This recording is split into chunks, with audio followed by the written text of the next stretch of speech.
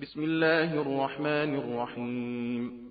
إن تجتنبوا كبائر ما تنهون عنه نكفر عنكم سيئاتكم وندخلكم مدخلا كريما. ولا تتمنوا ما فضل الله به بعضكم على بعض، للرجال نصيب مما اكتسبوا وللنساء نصيب مما اكتسبن، واسألوا الله من فضله إن الله كان بكل شيء عليما. ولكل جعلنا موالي مما ترك الوالدان والأقربون والذين عقدت أيمانكم فآتوهم نصيبهم إن الله كان على كل شيء شهيدا.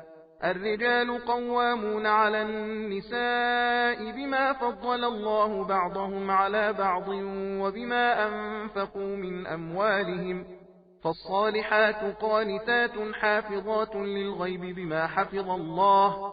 واللاتي تخافون نشوزهن فعظوهن واهجروهن في المضاجع واضربوهن، فإن أطعنكم فلا تبغوا عليهن سبيلا إن الله كان عليا كبيرا.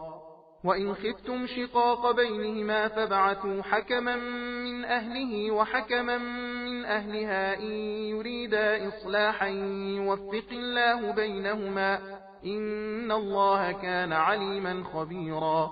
واعبدوا الله ولا تشركوا به شيئا، وبالوالدين إحسانا وبذي القربى واليتامى والمساكين والجار ذي القربى والجار الجنب والصاحب بالجنب وابن السبيل وما ملكت أيمانكم إن الله لا يحب من كان مختالا فخورا.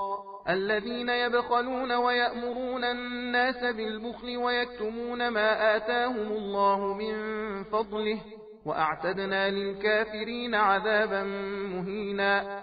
والذين ينفقون أموالهم رئاء الناس ولا يؤمنون بالله ولا باليوم الآخر ومن يكن الشيطان له قرينا فساء قرينا.